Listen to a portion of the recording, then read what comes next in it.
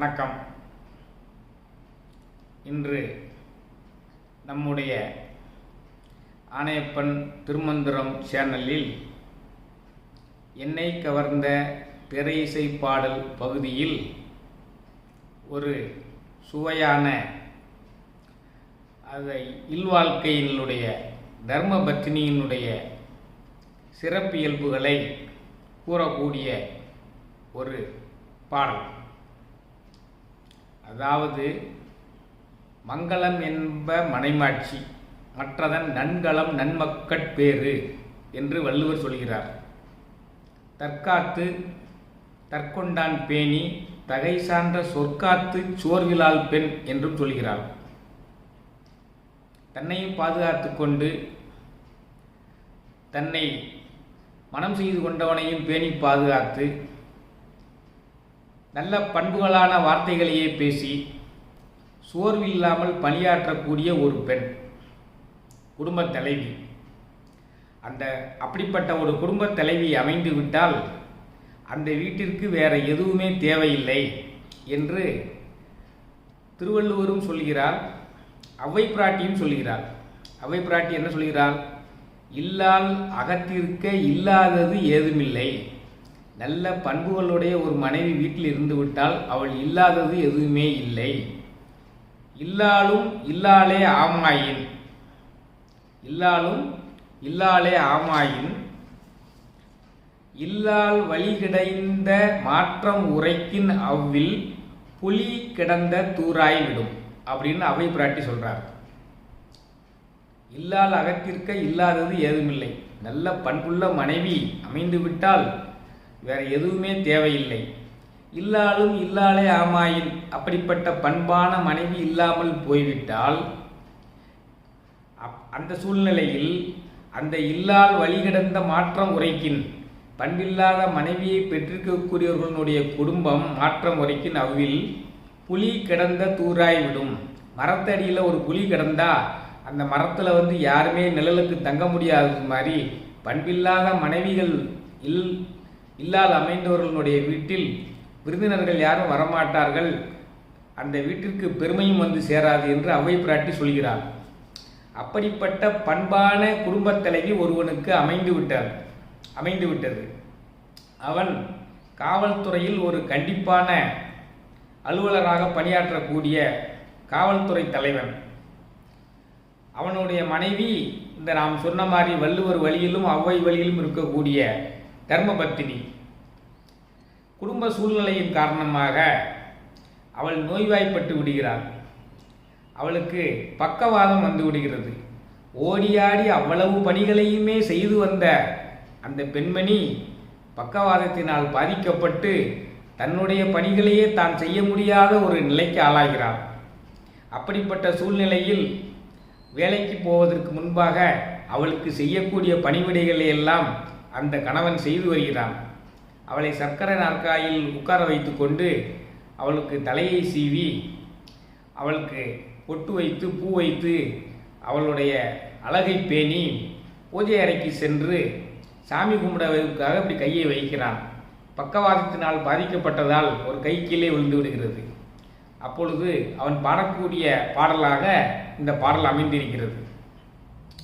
அந்த இரண்டு கைகளையும் கூப்பிய நிலையில் பக்கவாதத்தினால் ஒரு கை கூப்ப முடியாமல் கீழே விழுந்த நிலையில் தன்னுடைய வீட்டினுடைய சுமை தாங்கியாக இருந்தவளே, அவளே இப்படி சாய்ந்து விட்டால் நம் குடும்பம் என்ன ஆகும் என்று சொல்லி அவளுடைய மாண்பினையும் பெருமையும் புகழுமாறு எண்ணி பார்க்குமாறு இந்த பாடல் இயற்றப்பட்டுள்ளது. இந்த பாடல் தங்கப்பதக்கம் என்ற படத்தில் வருகிறது. அந்த குடும்ப தலைவனாக இதை பாடிக்கொண்டு நடித்திருப்பவர் நடிகர் திலகம் சிவாஜி கணேசன் அவர்கள். இந்த மாதிரி பாத்திரங்கள் என்றால் அவருக்கு சொல்ல வேண்டியதில்லை. அவருடைய உதடுகளும் அவருடைய கண்களுமே அந்த பாடலினுடைய சுவையை மெருகூட்டுவதாக இருக்கும். அவருடைய கண்கள் துடிக்கக்கூடிய துடிப்பு, உதடு துடிக்கக்கூடிய துடிப்பு கவனித்து பார்த்தீர்களானால் தெரியும். கண்ணதாசன் சூழ்நிலைக்கு தக்கவாறு பாடல் எழுதுவதில் கவியரசர் என்று அதனால்தானே பெயர். அந்த பாடலில் கதாநாயகியாக நடித்திருக்கக்கூடியவர் புன்னகை அரசி கே.ஆர். விஜயா.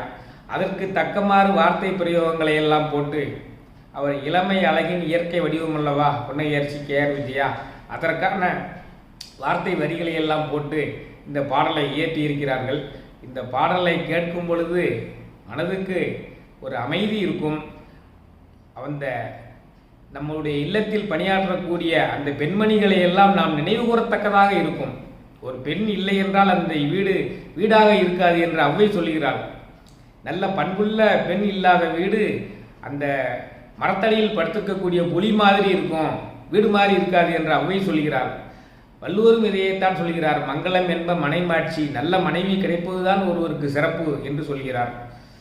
அத்தகைய இந்த பாடலை கேட்கும் பொழுது நம்மளுடைய இல்ல தலைவிகளினுடைய அந்த கடின உழைப்பை நாம் நினைவுகூறுவத்தக்க வகையிலும் இந்த பாடல் இருக்கும்.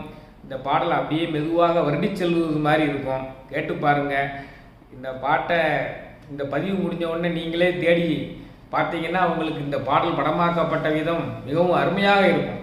இது தங்கப்பதக்கம் என்ற படத்தில் வெளிவந்த பாடல், அருமையான பாடல். சுமை தாங்கி சாய்ந்தால் சுமை என்ன ஆகும், மணி தீபம் ஓய்ந்தால் ஒளி எங்கு போகும். சுமை தாங்கி சாய்ந்தால் சுமை என்ன ஆகும், மணி தீபம் ஓய்ந்தால் ஒளி எங்கு போகும். சிரித்தாலும் போதும் தெய்வங்கள் கூடும், சிரித்தாலும் போதும் தெய்வங்கள் கூடும். சிலை போல சாய்ந்தால் கலை எங்கு போகும். குளமங்கை கூந்தல் கலைந்தாடலாமா, மலர் சூடு கண்ணே மணவாளன் முன்னே. சுமை தாங்கி சாய்ந்தால் சுமை என்ன ஆகும், மணி தீபம் ஓய்ந்தால் ஒளி எங்கு போகும். மணமாலை கொண்ட மதுரை மீனாட்சி, மணமாலை கொண்ட மதுரை மீனாட்சி, நடமாட வேண்டும் நான் தேடும் காட்சி. அலமேலு மங்கை துணை உண்டு கண்ணே, அலங்கார மஞ்சள் நிதம் காக்கும் உன்னை. சுமை தாங்கி சாய்ந்தால் சுமை என்ன ஆகும், மணி தீபம் ஓய்ந்தால் ஒளி எங்கு போகும். இதான் இந்த பாடல். பல்லவியை பாருங்க. சுமை தாங்கி சாய்ந்தால் சுமை என்ன ஆகும். வீட்டை சுமக்கக்கூடிய சுமை தாங்கியே அந்த பெண் தான். அந்த சுமை தாங்கியாக இருக்கக்கூடிய இந்த 2 கல் வச்சு அதுக்கு மேலே ஒரு கல் வச்சுருப்பாங்க, அதான் சுமை தாங்கி கல்லுன்னு சொல்லி பேர். அந்த தாங்கக்கூடிய 2 கல்லுமே கீழே விழுந்துருச்சுன்னா அது தாங்கக்கூடிய பாரத்தை யார் தாங்குவா அப்படின்னு பல்லவியிலேயே முழு கருத்தும் அமைகிற மாதிரி எழுதுறது கண்ணதாசனுடைய சிறப்புங்க. சுமை தாங்கி சாய்ந்தால் சுமை என்ன ஆகும். அடுத்த வரியை பாருங்க. மணி தீபம் ஓய்ந்தால் ஒளி எங்கு போகும். தீபம் எரியிற வரைக்கும் தான் ஒளி. தீபம் அணைஞ்சு போச்சுன்னா அந்த ஒளி எங்க போகும்? ஒளி இல்லாமல் போய்விடும். ஆக வீட்டுக்குரிய ஒளி விளக்கு, குடும்ப விளக்கு, பெண், அந்த விளக்கு எரிந்து கொண்டிருக்கிற வரைக்கும் தான் வீட்டுக்கு ஒளி. அந்த குடும்ப விளக்கு அணைந்து விட்டது என்றால் ஒன்றுமே இல்லாமல் போய்விடுமே என்று மனம் பரிதவித்து பாடுவதாக அந்த பல்லவியிலேயே முழு கதையினுடைய உட்கருத்தும் வார மாதிரி எழுதிட்டாரு. அதுக்கு பிறகு அதில் நடிக்கக்கூடிய கதாநாயகி புன்னகை அரசி. அப்ப அதுக்குரிய வரியை கொண்டு வர்றார் பாருங்க. சிரித்தாலும் போதும் தெய்வங்கள் கூடும் சிரித்தாலும் போதும், தெய்வங்கள் கூடும் சிலை போல சாய்ந்தால் கலை எங்கு போகும். அதில் நடிக்கக்கூடிய நாயகி புன்னகை அரசி. அந்த காட்சியில் பார்த்தீங்களே என்னால் அவள் பொட்டு வைக்கும் பொழுது அவள் தலைவனை பார்த்து ஒரு சிரிப்பு சிரிப்பா. அதுக்கு பொருத்தமாக வர மாதிரி இந்த வரியை அமைச்சிருக்கிறார். அப்போ எவ்வளவு அற்புதமாக அந்த கவிதை வரிகளும் காட்சி அமைப்பும் நடிகர்களுடைய முகபாவமும் இந்த பாட்டில் இருக்கு அப்படிங்கிறத சொல்லி மாளாது. பிறகு அவளே தன்னுடைய மனைவி கை விளங்காமல் போனதுனால, செயல்பட முடியாமல் போனதுனால அவளை தலைவாரிக்கிட முடியாது, பொட்டு வைக்க முடியாது, பூ வைக்க முடியாது, எதுவுமே செய்ய முடியாது. அதனால் இவரே செஞ்சு விட்டு கொண்டு இந்த பாடுறாரு. குளமங்கை கூந்தல் களைந்தாடலாமா, மலர் சூடு கண்ணே மணவாளன் முன்னே, சுமை தாங்கி சாய்ந்தால் சுமை என்ன ஆகும், மணி தீபம் ஓய்ந்தால் ஒளி எங்கு போகும்.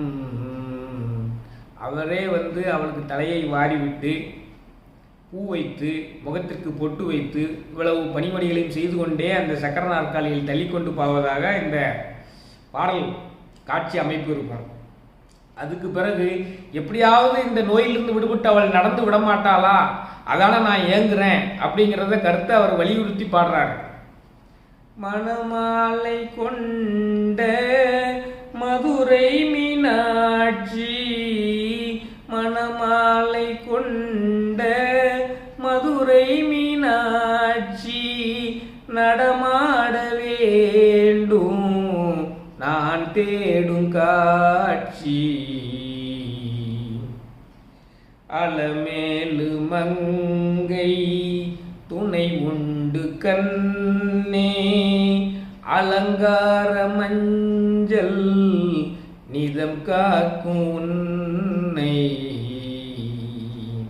சுமை தாங்கி சாய்ந்தால் சுமை என்ன ஆகும், மணி தீபம் ஓய்ந்தால் ஒளி எங்கு போகும்.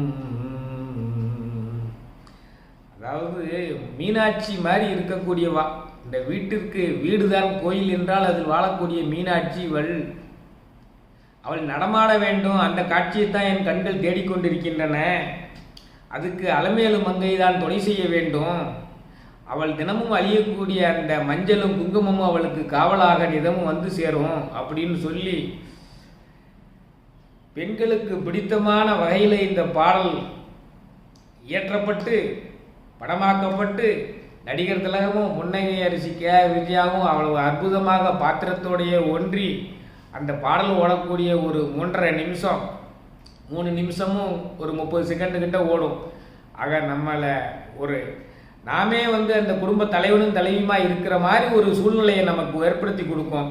அப்படி ஒரு நிலைக்கு நம்மளை கொண்டு விடக்கூடிய அற்புதமான பாடல் இந்த பாடல். கேட்டு பாருங்க.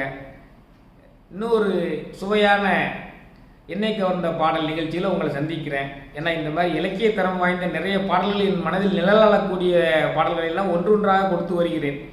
இதை நம்ம கேட்டு அடுத்த தலைமுறையினருக்கும் இப்படியெல்லாம் இலக்கிய தரம் வாய்ந்த பாடல்கள் அந்த காலத்தில் வந்திருக்கிற 1970களில் வந்திருக்கிறது என்பதை நாம் உணர வேண்டும் என்பதற்காகத்தான் இந்த பாடல்கள். இந்த பாடல்கள்லாம் இலங்கை வானொலி நிலையத்தில் நான் சின்ன பிள்ளையாக இருக்கும்போது கேட்டதுங்க. அவ்வளோ அற்புதமான பாடல்களாக போடுவாங்க.